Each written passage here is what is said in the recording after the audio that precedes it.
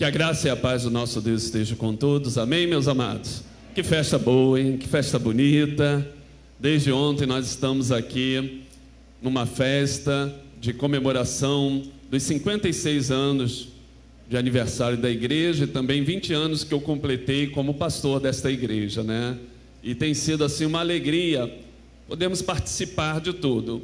E nós convidamos algumas pessoas para estarem aqui, né? Alguns amigos, né? É bom convidar amigo também, né? Para estar aqui com a gente, né? Alguns irmãos hoje estavam falando pela manhã que eu só convidei tricolor. Não é verdade, irmãos. Reverendo Sérgio é tricolor. Pastor Daniel Conta, tricolor. E pastor Roberlan? Não. Torce pelo Brasil. Entendeu? Ele está ainda aberto a sugestões. Como é meu amigo, né? Hoje com certeza ele vai falar que é tricolor desde pequenininho. Mas eu já soube que ele também, quando vai na igreja de um amigo flamenguista, né? Pastor flamenguista, ele também está ali. É amigo, né? Mas é uma alegria, irmãos, receber o pastor Roberlan. Ele já esteve aqui na nossa igreja, já ministrou a palavra aos nossos corações. E tirando o time de futebol, né? Ele tem a palavra do Senhor para o nosso coração. Nós vamos orar mais uma vez, pedindo a Deus que venha usá-lo, como tem usado a todos que estão aqui nesta noite. Santo Deus, eterno Pai, nós somos gratos, ó Pai, por tudo que nós já vimos e ouvimos. Que festa, ó Pai, que alegria no coração, ó Pai. Esta música que acabou de ser cantada, eu posso dizer que é a minha música, ó Pai, de tudo que passei, ó Pai, mas a igreja também, por tudo que ela passou em 2021, ó Pai. Foram perdas que até hoje nós sentimos muito, ó Pai, mas o Senhor sabe todas as coisas. E se sobrevivemos, ó Pai, porque o Senhor tem algo para fazer através das nossas vidas. Então tem coisa nova chegando, ó Pai. Que possamos estar com os ouvidos abertos, coração aberto para a Tua palavra. Abençoe Teu servo, pastor Roberlan, sua família que aqui está. Que o Senhor continue usando ele com poder e graça, no nome de Jesus. Amém. Obrigado, pastor. Perfeito. Boa noite, gente boa. Boa noite. Quando o pastor falou sobre eu estar aberto, eu pensei, será que vai ter gente querendo me evangelizar, cada um para o seu time? Meus irmãos, eu sei que é algo estranho para algumas pessoas, porque é muito comum homem ter time de futebol, né? E é uma virilidade que me falta. Mas, a respeito desse assunto, eu pelo menos não vou provocar ninguém aqui, espero eu, graças a Deus. Agora, meus irmãos, quanto à proposta dessa noite, de vivermos o novo de Deus, eu fiquei pensando, obrigado meu irmão, eu fiquei pensando a respeito da importância da inovação, e eu estar pregando usando a Bíblia do meu celular, não é por causa do tema não, eu realmente trouxe a Bíblia, mas no meio do caminho eu não sei se eu deixei em cima do carro quando eu saí, se eu deixei no muro da área da minha casa, mas graças a Deus eu tinha a Bíblia no celular. Então, estou explicando porque tem gente que entende que Bíblia é só de papel. Eu entendo isso, certo? E é claro que aquelas pessoas que têm um pouquinho mais de conhecimento sobre a história da Bíblia, sabe que as escrituras existem antes do papel existir, mas a nossa geração conhece do papel, e alguns da capa preta, certo? Se for colorida, não serve.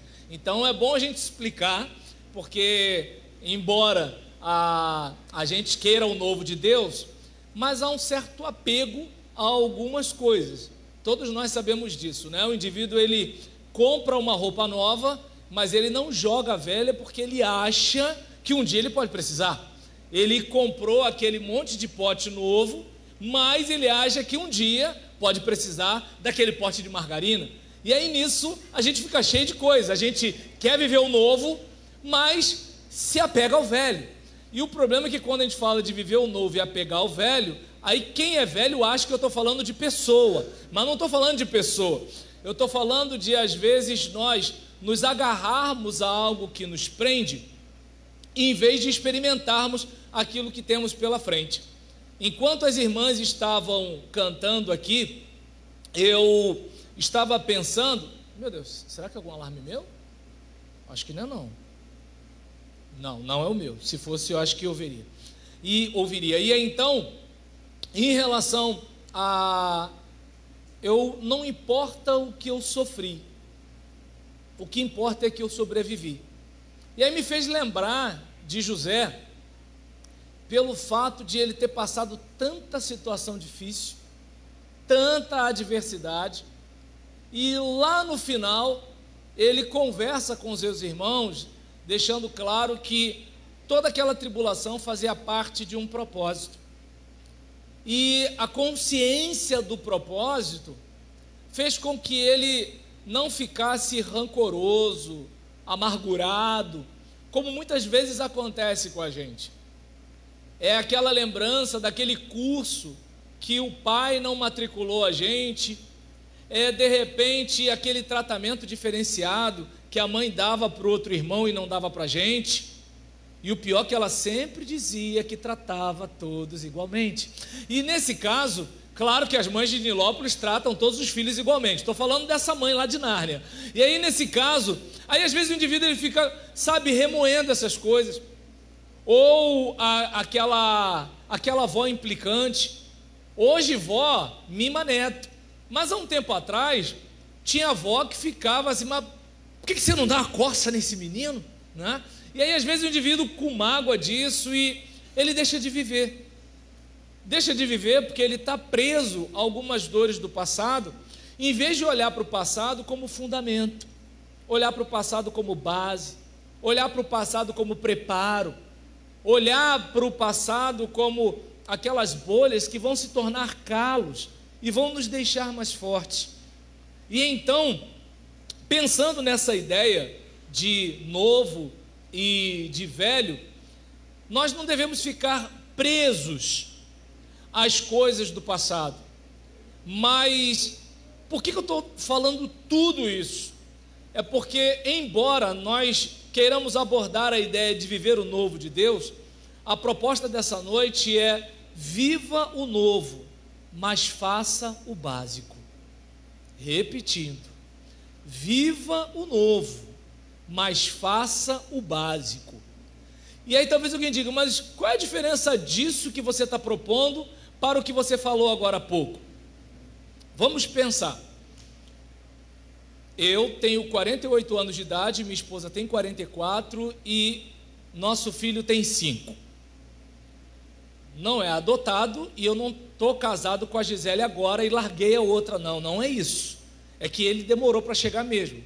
Mas ele veio compensando os 19, 20 que não vieram antes. E aí nesse caso, olha a questão. Nós estamos vivendo o novo. Eu nunca fui pai. Ela nunca foi mãe. E o nosso filho, apesar de novinho, ele é filho de pais que já estão na idade dos avós. Quando eu vou a reencontro de colega de escola, eu tenho que dizer, não é meu neto. Porque está todo mundo com os filhos de 20, 22, 23, 19, 18, 17, 15, e está eu com um garoto de 5 anos correndo. Então, é o novo? É. Eu não posso viver preso a um passado quando eu não era pai. Hoje, por exemplo, ligo a TV e estou assistindo uma comédia que eu não sei nem o nome, lá na Rede Globo. Ele estava no banheiro com a mãe. Quando ele voltou, eu tirei. Mas tinha alguma coisa de errado naquela comédia? Não, por enquanto. Poderia acontecer qualquer coisa. Então, se eu estivesse sem ele, se eu não fosse pai, eu não viveria o novo, eu viveria uma outra coisa, eu veria. Sem ele, talvez eu visse até outra coisa mais grave. Quer dizer, com ela não, né? Sem ela talvez escondido, mas ela pergunta depois. E nesse caso, gente, eu tenho um Espírito Santo particular, né? Claro que nem toda mulher é assim. A minha mora em Caxias, as de Nilópolis são super tranquilas com os maridos. E aí, nesse caso, né, a gente, por exemplo, viver o novo não é deixar de fazer o básico. Embora eu seja novo como pai, eu ainda preciso lembrar que, como marido, eu sou antigo, como filho, eu sou antigo, como vizinho, eu sou antigo, e existem coisas que eu não posso deixar de fazer. Como eu estou num outro nível, eu tenho que trazer para a minha vida um novo modo de pensar, novos hábitos. Agora há pouco, quando o pastor falou sobre, a partir do diagnóstico, foi a nutricionista, viu dieta, atividade física. Eu, por exemplo, não recebi diagnóstico, mas todos os dias, 3 ovos cozidos sem sal, com alguns pedaços de batata doce eu como. Eu tenho que ter um carboidrato limpo, porque se eu ficar só no biscoito, na fofura, vai dar ruim para mim. Por quê? Eu quero ver meu filho crescer. Eu quero ver meu filho casar. Neto, eu não sei se eu tenho muito ânimo não, e nem vou falar isso muito no ouvido dele, porque ele pode querer me agradar e dar ruim. Então, eu não sei se dá para observar que assim, eu tenho que trazer para a minha vida outros hábitos, porque eu cresci entendendo que comer é para encher o bucho. Encheu a barriga, estou alimentado, seja lá o que for que eu estiver comendo. Entre água e refrigerante é melhor, entende? A água não. Eu cresci nessa ideia, porque na minha infância, Coca-Cola bebia quem tinha dinheiro, quem não tinha, bebia água. Então hoje a Coca-Cola é mais barata, mas a água continua sendo a melhor opção. Então, observe bem a ideia de, eu preciso viver o novo, eu preciso rever as minhas ações, eu preciso praticar atividade física, eu preciso aumentar meu nível de testosterona. Por quê? Deixa quieto. Aí o que acontece? Eu preciso ter uma alimentação saudável. Eu vivo num mundo violento, eu preciso ter mais cuidado com as palavras. Hoje a gente não pode nem falar sobre política, porque um irmão de repente sai da igreja. Se sair da igreja ainda está bom, ele pode me dar um soco antes de sair da igreja. Então, observe bem. Então eu preciso viver o novo, mas eu não posso esquecer o básico. Que legal que você comprou uma roupa nova, mas continua precisando tomar banho. Que bacana que você trocou de carro, mas você precisa ainda assim acompanhar, ver se a manutenção está tudo certo. Você precisa olhar os pneus. Então viver o novo é muito importante, mas não podemos deixar de fazer o básico.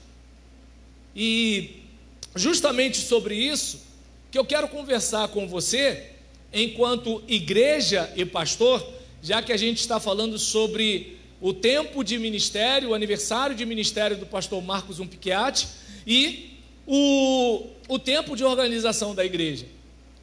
E aí o básico nesse contexto aqui está lá em Hebreus capítulo 13, e eu vou ficar no versículo 17, que para mim é o básico do relacionamento igreja e pastor.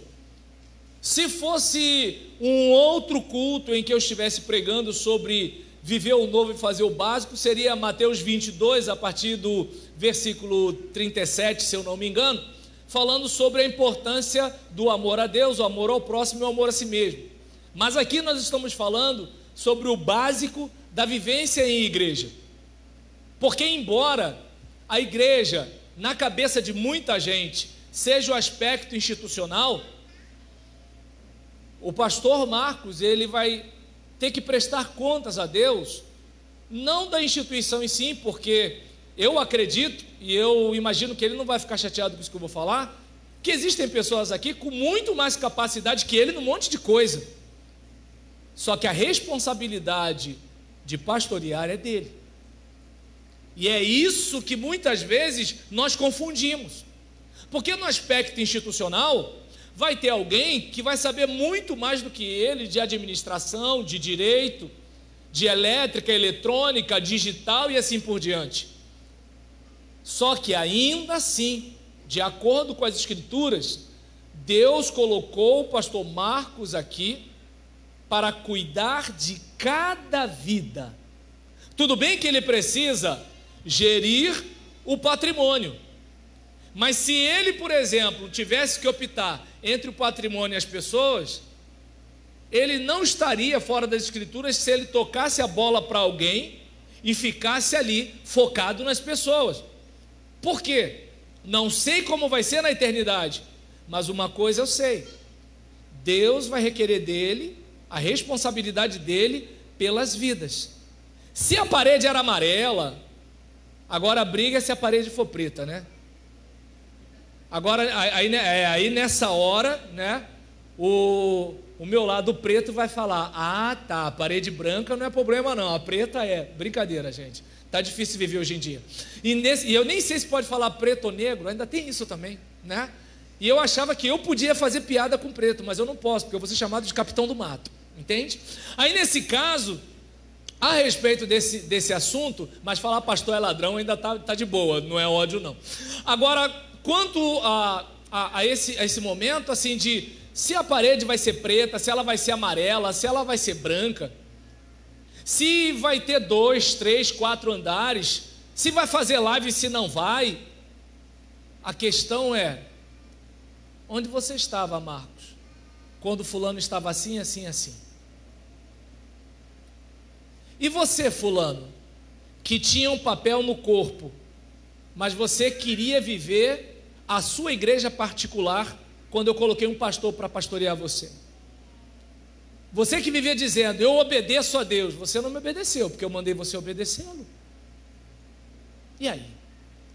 Então eu não sei se dá para perceber, o prédio pode desabar, o terreno pode ser confiscado.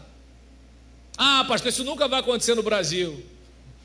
Eu não duvido de mais nada no Brasil. No Brasil eu não duvido de mais nada. E eu prefiro nem entrar nesse assunto, né? E aí nesse caso, a gente pode perder o imóvel, a gente pode perder o prédio, pode de repente ter algum tipo de guerra mundial e a gente ter dificuldade com internet, eletrônica e coisas do tipo, mas enquanto houver gente, vai haver igreja. Por quê? Igreja é corpo de Cristo, e o corpo de Cristo é formado de pessoas. O negócio de uma igreja é gente, e muitas vezes é isso que nós negligenciamos. E então, para você que obviamente deve estar pensando o que ele vai falar aqui no versículo 17, eu entendo que o trabalho do pregador, o trabalho do pastor é como um trabalho de mãe. Todo mundo já sabe, mas tem que repetir, porque mesmo a pessoa sabendo, ela faz diferente, ou não faz, e aí vem a chata da mãe. Quem deixou essa toalha molhada em cima da cama? Aí o miserável, além de ter deixado, ele ainda fica revoltadinho.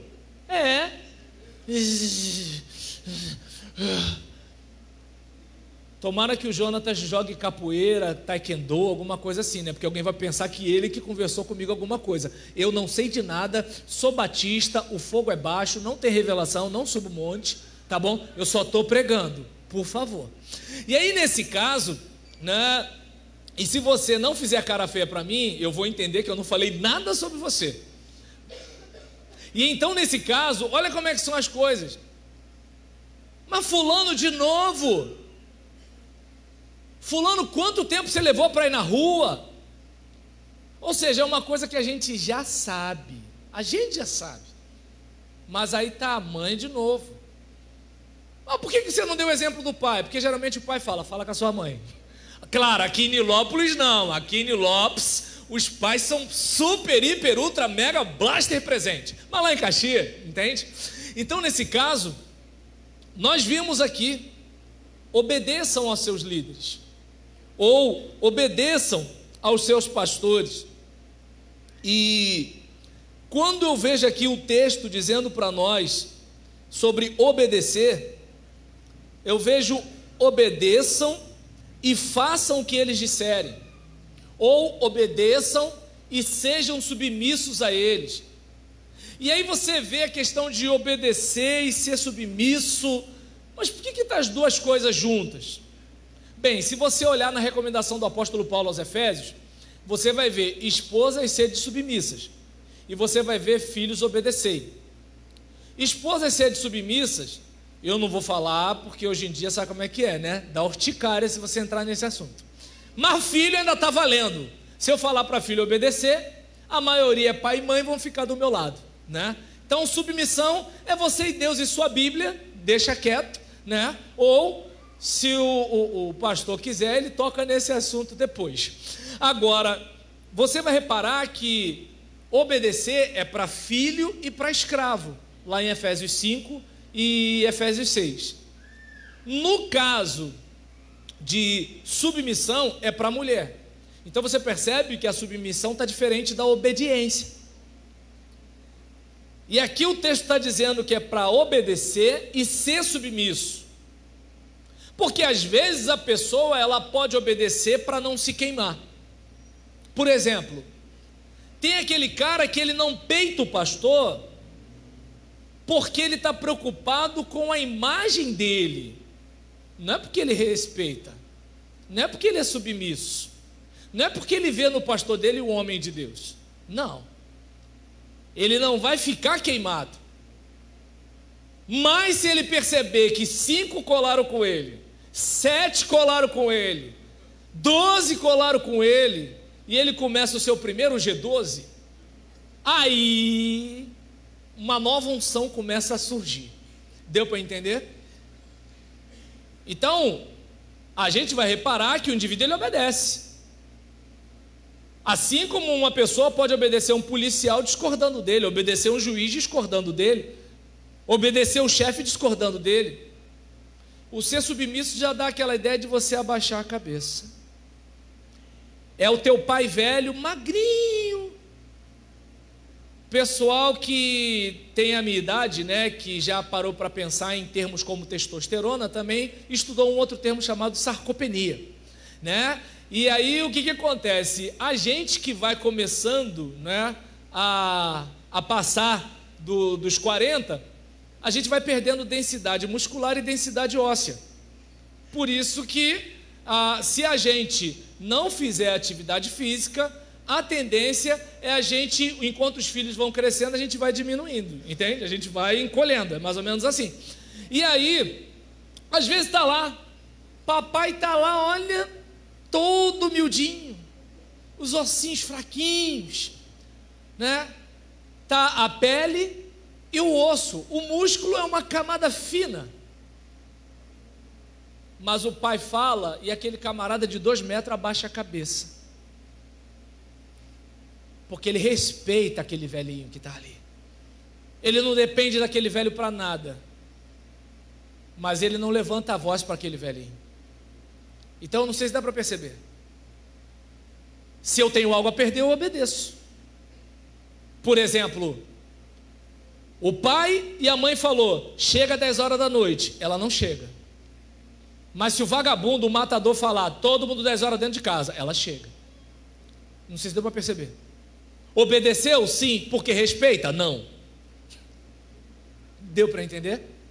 Se ela tivesse condição de enfrentar o vagabundo, ela não faria.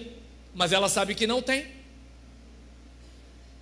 Então você observa que a recomendação é obedecer com prontidão. Obedecer com prontidão. E por que muitas vezes as igrejas sofrem? Porque as pessoas, elas não obedecem com prontidão. Elas querem mandar. Elas querem controlar. Elas querem que a vontade delas aconteça. E essa mentira foi contada lá no Éden. Não sei se você lembra disso. Prove isso aqui, que se você provar isso aqui, você vai ser tipo Deus. Aí o olho da mulher, quê? E aí nisso, mas Deus disse, Deus está com medinho, porque Ele sabe que se você comer, Ele vai perder a posição para você. E aí o homem acreditou nesse negócio até hoje. Por isso que não basta a mulher ser bonita, ela quer ser mais bonita que a outra. Por isso que não basta o cara ter dinheiro, ele quer ter mais dinheiro que o outro. Por que você falou da beleza para a mulher e o dinheiro para o homem? O homem não precisa muito ser bonito. E aí, nesse caso, e a mulher com dinheiro intimida o homem, né? O cara fica meio que assim, né? Sei lá, vou, não vou, mais ou menos assim, né? Eu acho que devia ir, mas tudo bem. E aí, nesse caso, você vai reparar aqui a importância de obedecer com prontidão. Porque quando você trabalha com esse sentimento, você trabalha crendo que Deus tem o controle. Agora, quando você não tem essa postura, você não confia no controle de Deus. Você que tem que fazer alguma coisa. E eu lembro de uma vez quando uma pessoa falou: porque eu não obedeço o homem, eu obedeço a Deus. E aí eu falei: olha, quem diz que obedece a Deus precisa obedecer a quem Deus mandou obedecer. E esse texto está aqui, irmãos. Eu posso não gostar dele, você pode não gostar dele, mas aqui está dizendo: obedeçam. E aí, talvez algumas pessoas falem: mas obedecer o pastor Marcos é mole, ele é super gentil, amoroso, legal, simpático. Você fala assim: você não sabe como é que é o meu pastor. E eu também não preciso saber. O texto diz que é para você obedecer o seu pastor. Só há uma exceção para você desobedecer a alguém: quando essa autoridade está sendo mal usada contra a vontade de Deus. E eu falei isso ontem, numa reunião da Jubane, quando foi levantada a ideia: meus pais não são exemplo. E aí? Eu falei: aí que tem que honrar. Porque a Bíblia não estabelece uma condicional. Honra o teu pai se, obedecei se. Não, é para fazer no Senhor, ponto. E aí eu usei um exemplo como o meu. A Bíblia diz o quê? Maridos, amai vossas mulheres, como Cristo amou a igreja. E aí eu falei: não está dizendo que é para amar se ela cuida do corpo ou se ela não cuida, se ela malha, se ela não malha, se ela toma banho, se ela não toma. É para amar, ponto. E como Cristo amou a igreja. As mulheres lá gostaram disso. Claro que eu não toquei no assunto do ser submissa.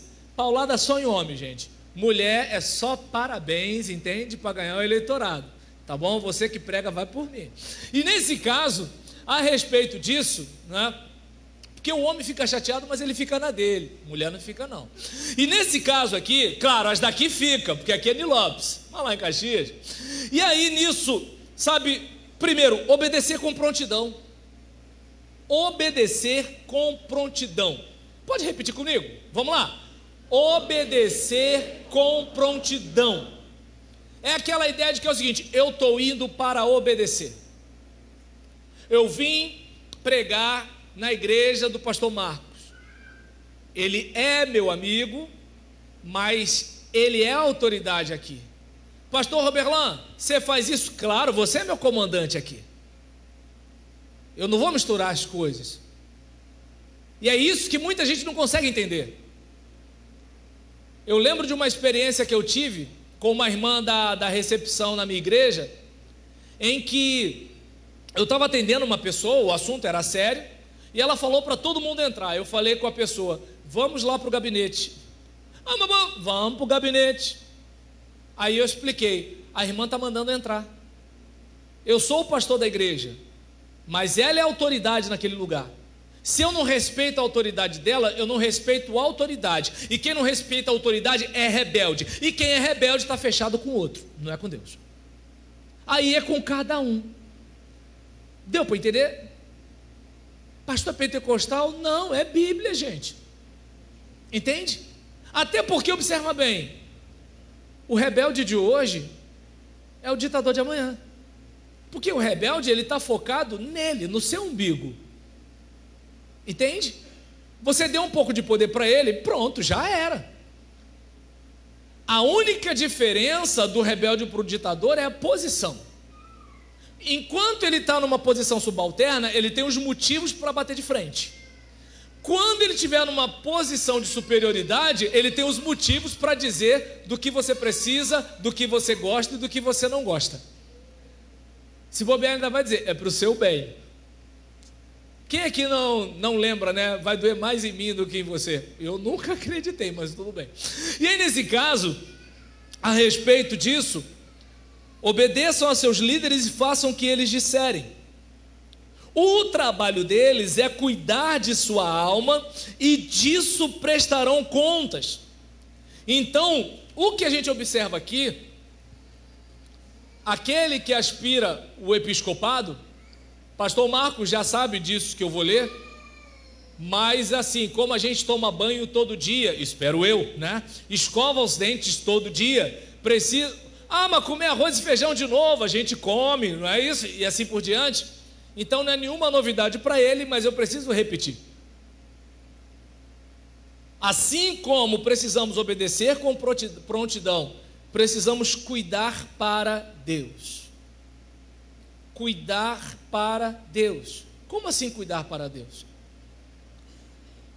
O pastor Marcos sabe que ele precisa cuidar de você. Mas ao mesmo tempo que ele precisa cuidar de você, como quem ama você, como quem se importa com você, ele sabe que não pode se apegar ao ponto de nunca abrir mão de você. Porque ele, como mordomo, ele está cuidando de alguém que não pertence a ele. E é nessa hora que muitas vezes nós temos problemas. Porque às vezes aquela líder de criança cuida como se aquelas crianças fossem ser sempre dela. Como se ela não fosse morrer, como se ela não fosse se mudar lá para Jericoacoara, entende? Olha aí, eu escutei, Jericoacoara todo mundo quer ir, né, beleza? Não pode ser para Nova Iguaçu, nunca se sabe, né? Aí nesse caso, observa bem, né, diante de uma situação dessa, eu não sei que diferença que tem de Jericoacoara para Nova Iguaçu, mas tudo bem, né? O povo aqui reage, né, pastor? Aí nesse caso, a respeito disso, né, cuidar para Deus. Cuidar para Deus. E às vezes a gente tem uma ilusão de que a gente, não, mas peraí, mas isso aqui é meu, isso aqui, não. Se você observar bem, nada é da gente. Porque se você morrer agora, tem caminhão de mudança para levar suas coisas? Não tem. E aí? Teu carro não é seu, sua casa não é sua. Com mulher eu não mexo não, mas sua mulher não é sua. Você morreu, já era. A minha disse que não vai casar de novo se eu morrer. Entende? Gisélia, fica de pé por gentileza, o pessoal conhecer você. E é aquela jovem. Opa, obrigado, pode sentar, né? Então ela disse que se eu morrer ela não casa de novo, vai vendo, Brasil. E aí nesse caso, assim, nós não temos nada. Só que no ministério a gente muitas vezes pode ter essa ilusão. E assim, se a gente tem realmente alguma coisa no ministério, é amigos. Até inimigo a gente não tem direito. Porque uma coisa eu já observei: o inimigo só é teu inimigo enquanto você está perto dele, já reparou? Se você saiu da vida dele ou ele saiu da sua vida, vocês se encontram na internet, ele manda um alô, e aí, quanto tempo? Já reparou? Porque o inimigo, ele geralmente vê assim, esse cara é um obstáculo à minha felicidade, é mais ou menos isso. O amigo não, passam-se os anos, você encontra o cara no calçadão, parece que você assim, sabe, estava conversando com ele semana passada. E aí, fulano, e sua mãe, não sei o que lá, casou, tá velha, hein, cara? Entende? É mais ou menos assim. Estou falando papo de homem, né? Mulher, eu não sei como é que é o negócio. E aí, nessa situação, a gente, por exemplo, às vezes se apega como se as pessoas fossem nossas. E aí, às vezes, por exemplo, você se matou, se dedicou ao máximo por uma pessoa. E aí, sei lá, um dia ela ficou chateada porque você pregou um negócio que ela não gostou, ou de repente teve um episódio na vida dela que você não pôde estar presente porque cada um tem seus corre, né? O fato de repente o pastor não ter ido na casa de um irmão, não quer dizer que ele não queria ir. Um monte de coisa pode ter acontecido. Eu lembro de um episódio em que a igreja que eu pastoreava tinha sido roubada, né? Tinha um cofre e o tesoureiro não tinha levado o dinheiro para o banco. E aí nisso uma pessoa foi lá, né, e roubou o cofre da igreja. Brabo foi para eu fazer o depoimento na delegacia, né? Porque eu fiquei 3 horas lá respondendo para o inspetor a mesma coisa. Qual o seu nome? Nome do seu pai? Nome de sua mãe? Que dia que é o culto? A última vez que você esteve lá? Não sei o que lá. E foi assim, quase que eu falei assim, eu matei minha mãe, moço. Entende? E aí, mas dá para entender, né? Dá para entender. E aí eu lembro que nesse episódio, pastor, aparece aqui. Eu falei, não vai dar. E quando chegou à delegacia, a pessoa que era responsável pelo patrimônio da igreja, que estava, né, com o tesoureiro, estava reclamando, né, do lado da minha esposa, o fato do pastor não ter dado atenção para uma coisa tão grave.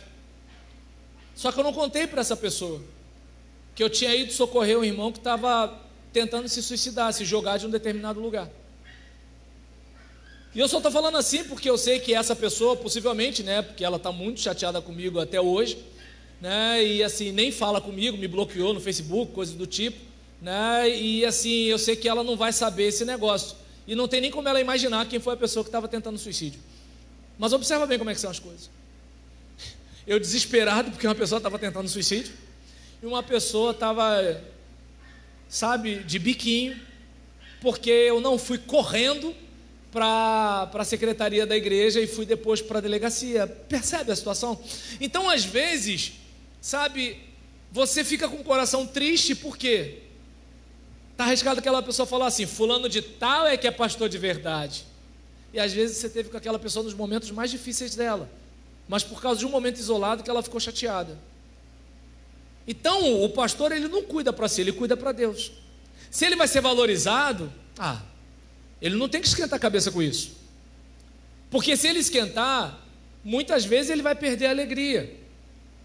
Por que eu estou dizendo perder a alegria? Porque às vezes 90 pessoas pegam o cara no colo, mas aquela ali não pegou. E se ele focar nisso, entristece. Porque às vezes aquela noite que ele ficou naquele corredor de hospital, ele podia ter ficado com o filho, jogado uma bola, entende?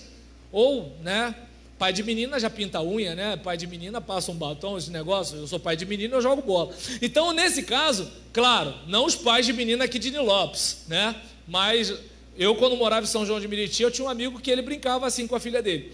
E nesse caso, e a mãe ainda tirava foto do cara de batom e unha pintada, para ter uma ideia, mais ou menos assim. E a mãe era crente, hein? Aí nesse caso, mas ela não é de Nilópolis não, São João de Meriti, entendeu? Nilópolis é gente boa. Nesse caso, observa bem, o cuidar para Deus, fazer para Deus. Claro, se vier a honra, aleluia, mas a gente não faz por isso. A gente faz porque Deus chamou. A gente faz porque Deus está dando a oportunidade. E então, por isso que a gente coloca aqui a importância, né, de obedecer com prontidão e cuidar para Deus. Você pode repetir comigo? Cuidar para Deus? Vamos lá? Cuidar para Deus. Então, de um lado, obedecer com prontidão. Do outro, cuidar para Deus. Vamos pensar no pastor como um estilista. E aí tá lá a noiva, ele tá com um alfinete ali, de repente ele ela já não gosta, aquele negócio todinho, aí dá um corte aqui, pô, vamos ver essa medida aí, minha filha, pô, você deu uma mudada do mês passado para esse mês, né, tal, tem um pouco de aborrecimento, desconforto, e não gostei não, eu quero outro, vamos trocar, não sei o que, não sei o que lá, tal. Ele vai deixar a mulher um espetáculo, mas não é para ele, é para o noivo dela. Se a gente não tiver essa consciência, a gente sofre, porque a gente se apega como se a gente nunca fosse morrer e como se todo mundo fosse amar a gente para sempre, como se ninguém nunca fosse ficar chateado com a gente. E é só pensar, quem é que nunca ficou chateado com a mãe? Quem nunca ficou chateado com o pai? Quem nunca ficou chateado, né, com a esposa? Quem nunca ficou chateado com o marido? Entende? Tem gente que já ficou chateado com Deus. Não vai ficar chateado com o pastor, mas o pastor tem que fazer o que tem que ser feito. Entende? A igreja que eu pastoreei tinha um irmão cujo filho, ele vivia maritalmente com outro homem. Quando eles apareciam lá, eu ria, cumprimentava, abraçava, mandava vídeo cumprimentando pela presença, mandava áudio.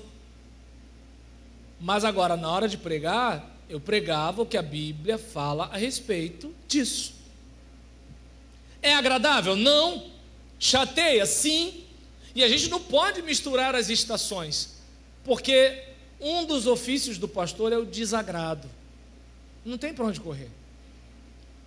Ele vai rir, ele vai brincar, né? Ele vai dar aquele toquezinho na bochecha, mas ele vai dar o recado. Porque se ele não der, ele está em falta com alguém que é o dono da igreja.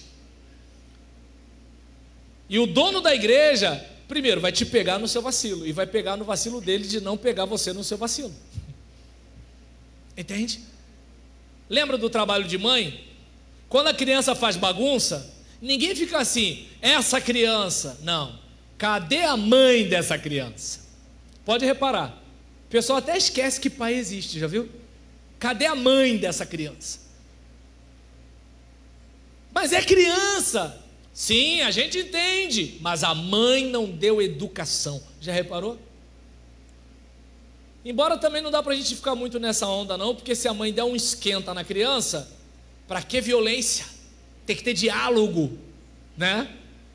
Eu lembro do diálogo que minha mãe tinha comigo. Oh, glória, né? Sobrevivi, né? Não importa o que eu sofri. E nesse caso aqui, né? O quê? Lá em casa, para o meu filho comer, tem uma série de estratégias. Na minha infância só tinha uma estratégia, se chamava sandália Karina. E aí nesse caso, para quem não conhece, era uma sandália que era fabricada no inferno, entende? Testada pelo diabo. Então, minha gente, voltando para cá, obedecer com prontidão, cuidar para Deus. E aqui o texto está dizendo, né, que o trabalho deles é cuidar de sua alma, e disso prestarão contas. E diz o texto: dê-lhes motivo de trabalhar com alegria. Então eu falei de obedecer com prontidão, cuidar para Deus e contribuir para o bem-estar do pastor. Aí é claro que você pode pensar, pastor Roberlan está falando isso, né, para ganhar um envelopinho do pregador. Não, gente, mas se vier está de boa também. Mas o que acontece?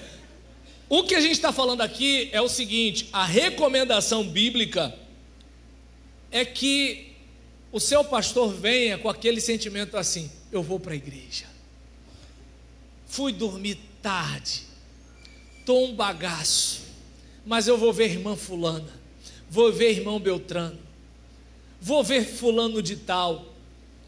Não vejo a hora de encarnar no Beltrano, porque meu time ganhou. Entende? Ou seja, o alvo de Deus é que o pastor tenha alegria, para que haja aquele prazer em ser pastor, aquela satisfação.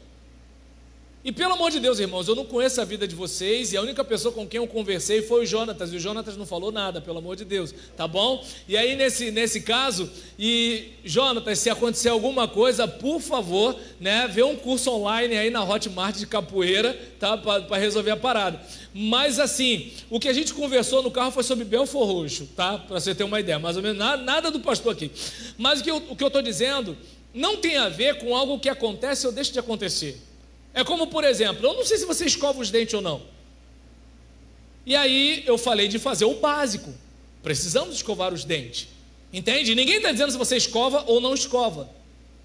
Pastor, mas por que você está dando toda essa desculpa? Porque comunicação não é o que eu falo, é o que o outro entende. Então, como eu não sei o que as pessoas entendem, certo? A gente já vai falando assim. Se fosse na internet, estava tranquilo, porque a pessoa já digita logo: não achei graça, não gostei, não sei o que, não sei o que lá, né? Mas agora, ao vivo, a gente ainda não aprendeu a fazer essas coisas, graças a Deus. Então, observa bem a ideia de contribuir para o bem-estar do pastor. Aí alguém vai dizer assim: não, mas peraí, a vida do pastor, poxa, já é tranquila, já é boa e tudo tal. Aí eu já pergunto assim: fulano, você é pai de pastor, filho de pastor, esposa de pastor, irmão de pastor? Não, não sou não. Então como é que você pode dizer que é boa? Entende? É só você observar o seguinte: a maioria dos jovens, quando chegam em idade de vestibular, vão para onde? Seminário? Falei a maioria, não adianta você querer citar o Renan aqui não. Tá dando para entender? Eu falei a maioria dos jovens que você conhece. Na maioria dos seminários, a maioria dos camaradas é tudo da cabeça branca já. Por que será? Na minha juventude não era assim. Na minha juventude vi uns camaradas de Minas, Espírito Santo.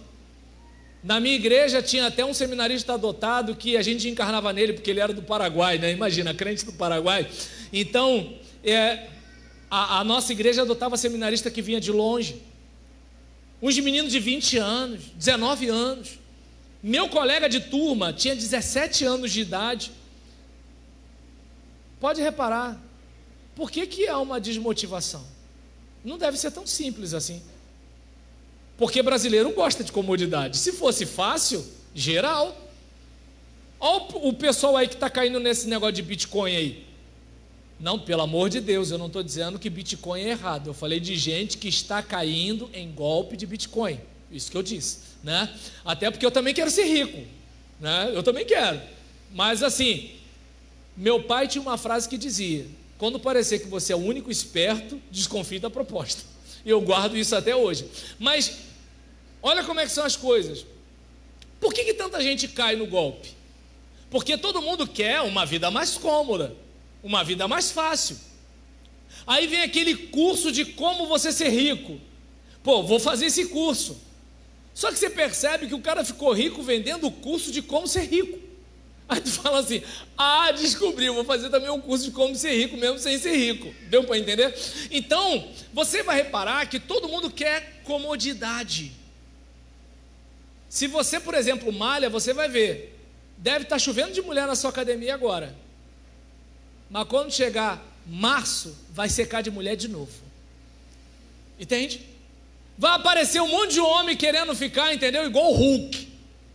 Mas quando chegar março, vão embora. Sabe por quê? Porque eles querem um resultado imediato. Ou seja, eu passo 30 anos construindo o corpo que eu tenho. E eu quero ter aquele corpo do Photoshop em 3 semanas.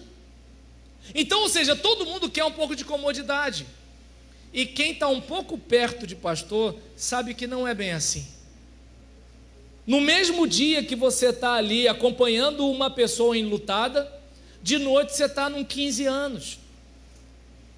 E aí você está com aquela cara, né, de manhã, e está com aquela de noite. Se você trocar o semblante, você leva a coça. Entende? Porque vai que você, meu irmão, porque enterro você vê um monte de gente que você não viu um tempão, né? Aí a pessoa que era da igreja está em outra igreja, o fulano que era pequenininho agora está adolescente. Aí se você, fulano tal, aí já aparece e fala assim: ah lá o pastor rindo, momento desse, entende?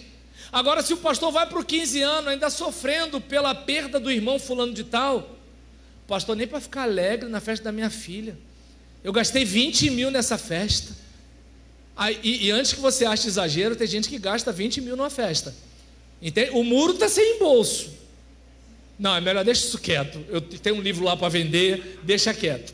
Então nesse caso, né, 20 reais cada livro, tá? Então nesse caso, voltando para cá, é bom deixar quieto, não ri não, é sério mesmo, né? Percebe como é que é o negócio? Pô, o pastor tá com essa cara, claro que tá com essa cara, fulano de tal morreu. Entende? E aí o cara assim, não, eu vou ficar sério aqui, eu vou rir aqui, daqui a pouco o cara está chamando Jesus de Genésio. Deu para entender? Então, assim, já não é uma coisa fácil, não é. Imagina esse período agora de polarização política.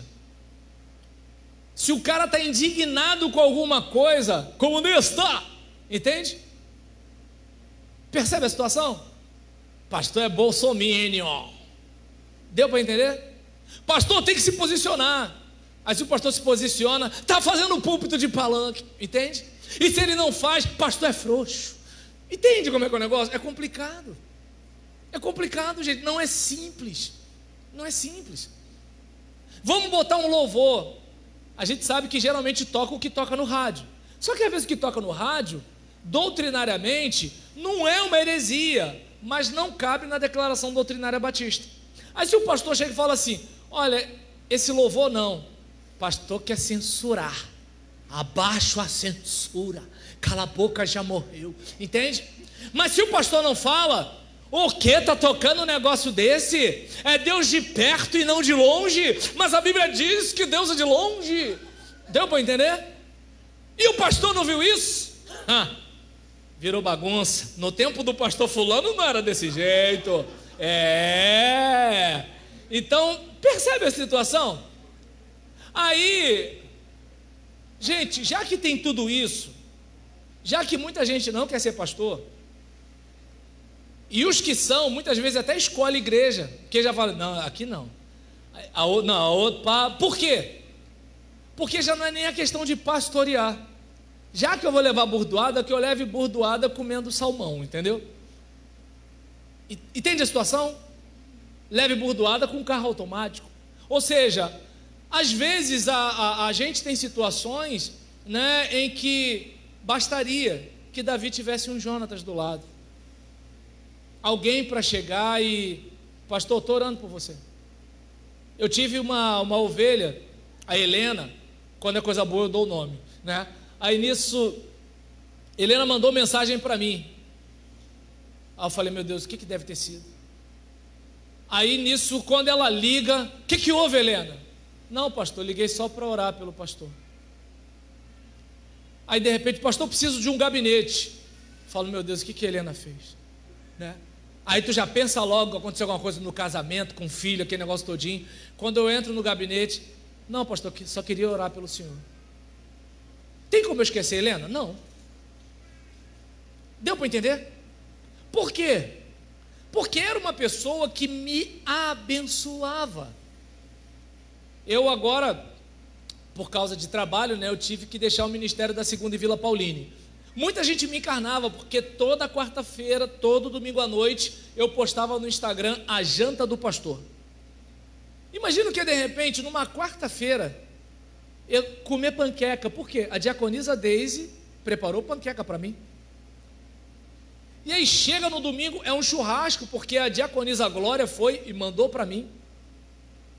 E toda noite de culto, 2 anos que eu fiquei lá, tinha a janta do pastor. Aí observa bem, tinha a troca de tiro, tinha o fuzil, tinha o traçante, tinha um monte de coisa.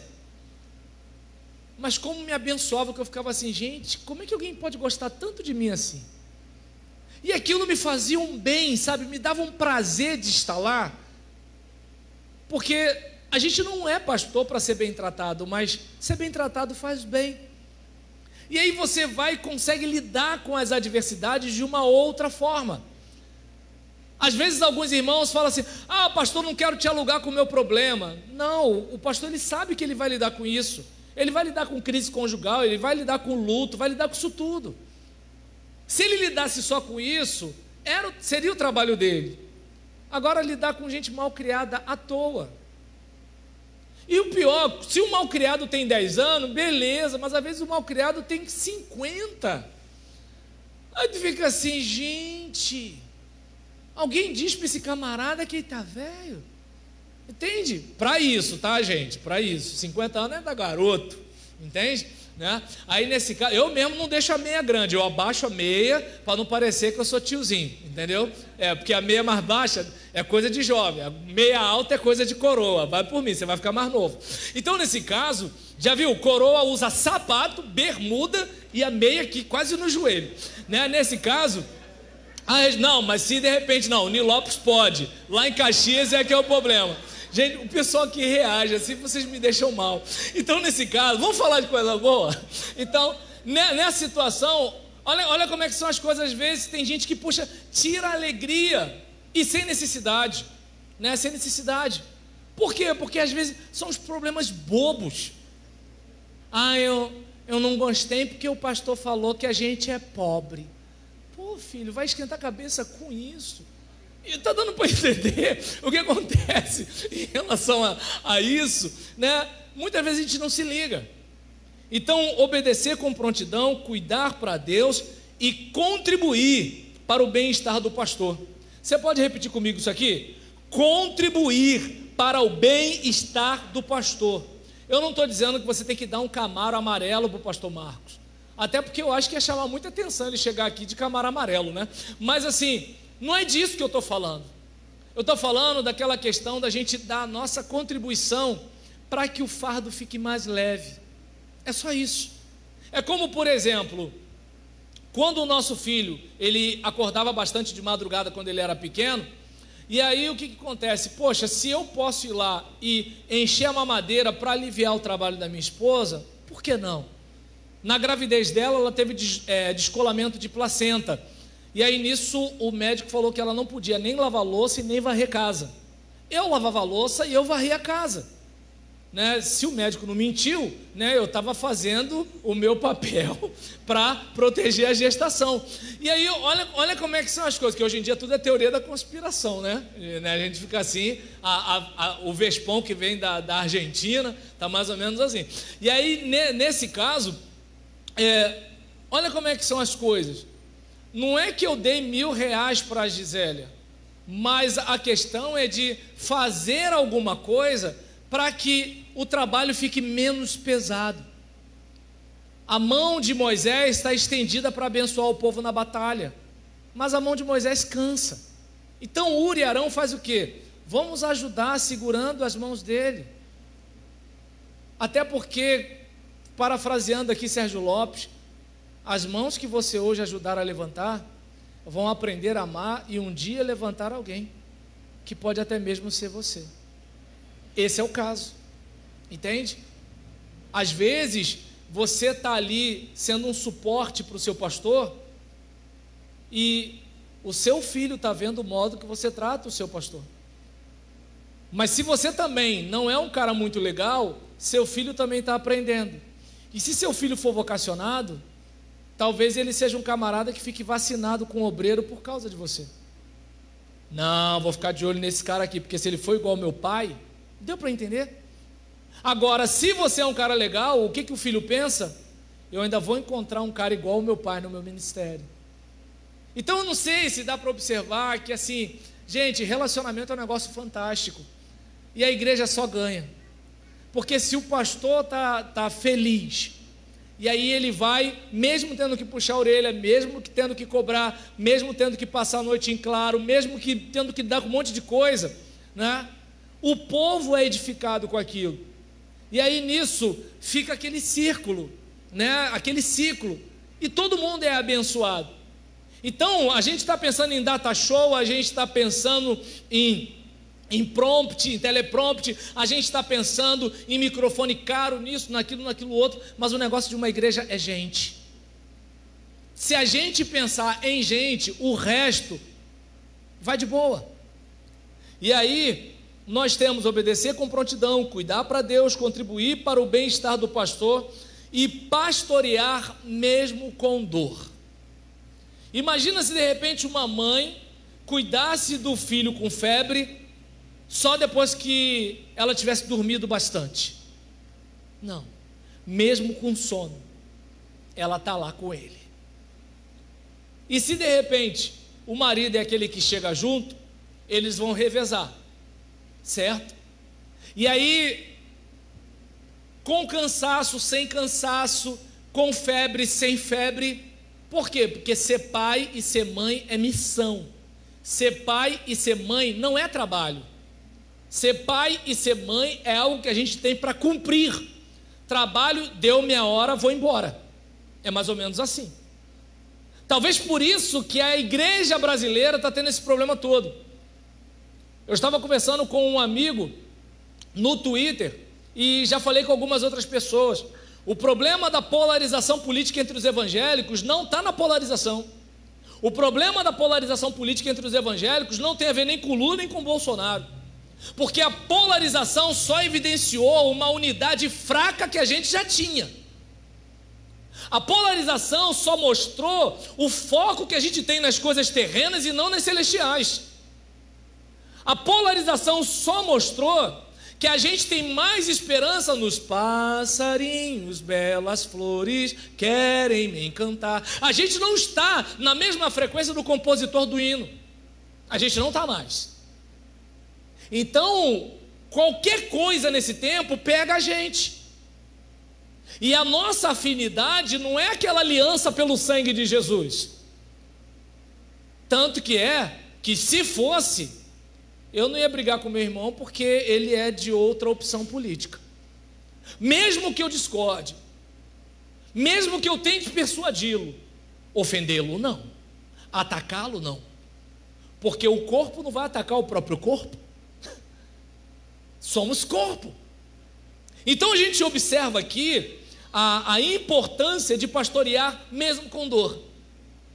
Mesmo com dor. Até porque geralmente quem nos perturba também é perturbado.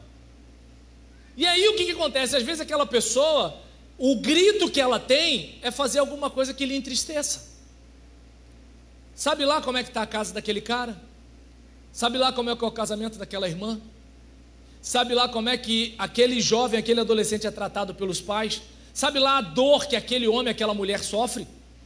E aí, como a pessoa lida? Ela lida com aquele ataque, aquela agressividade, porque ela não vê a vida como algo, como, parafraseando Augusto Cury, alguém com quem eu quero dançar. A vida não é isso, não. A vida é uma coisa que eu tenho que combater, porque a vida é dura, a vida é isso, a vida é aquilo outro. E aí nisso, todo mundo de alguma forma é um adversário em potencial.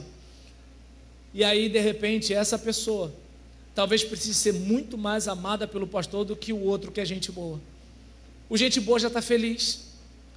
E como eu já falei pra caramba aqui, eu sei que se o pastor tirar o microfone da minha mão, eu já falei, né? Então, eu lembro da frase, né, do Chorão, não sei se é dele, mas eu sei que Charles Brown Jr. que canta: o homem que está em paz não quer guerra com ninguém. Gente feliz não perturba. Crente perturbado pode ter certeza, se ele está perturbando, tem alguma coisa acontecendo. Talvez ele esteja precisando mais de oração do que outras pessoas. Talvez ele esteja precisando de mais ajuda do que outras pessoas. E o diabo, sabendo disso, muitas vezes vai querer fazer o quê? Vai cutucar o cara, para o cara ferir o pastor e o pastor se distanciar. Percebe como isso está tudo interligado?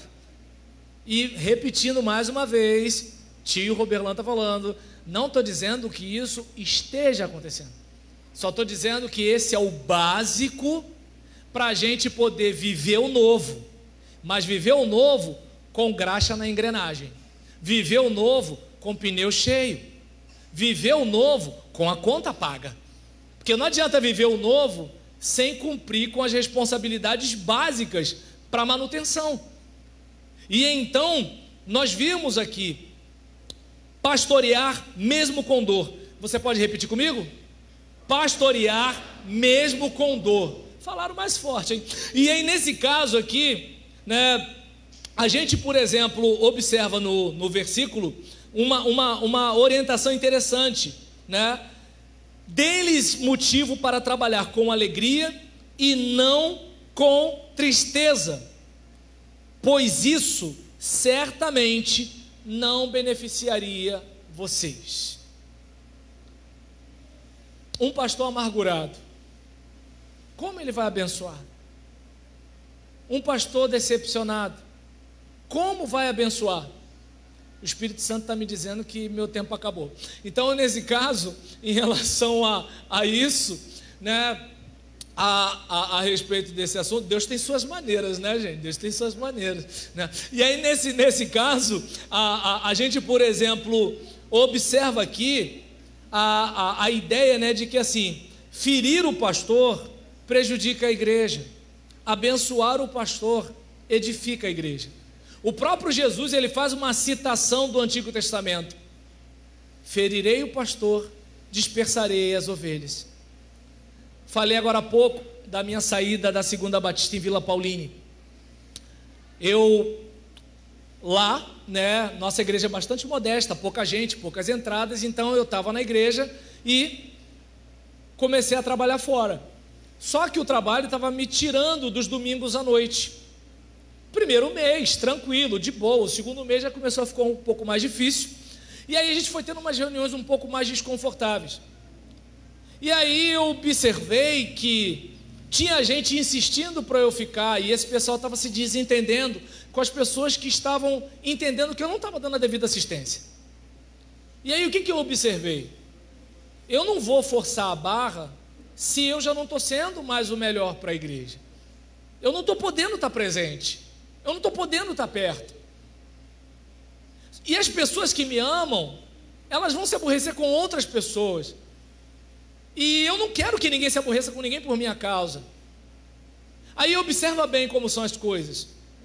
As pessoas que vão ficando descontentes, elas não percebem que elas não me prejudicam. Eu sou pastor, eu sei que o ministério tem suas dificuldades, mas elas prejudicam aqueles que me amam.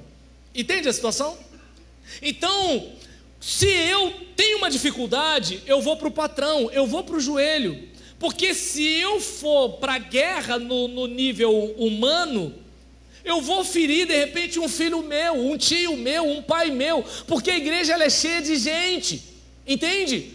Se eu brigar com você aqui agora, a pessoa que está do seu lado, o seu pai, a sua mãe, já vai ficar chateado comigo. Igreja é um monte de gente, então a gente precisa ter todo o empenho para pacificar. A mesma coisa, se eu firo o pastor, tem gente que ama o pastor e vai ser ferida.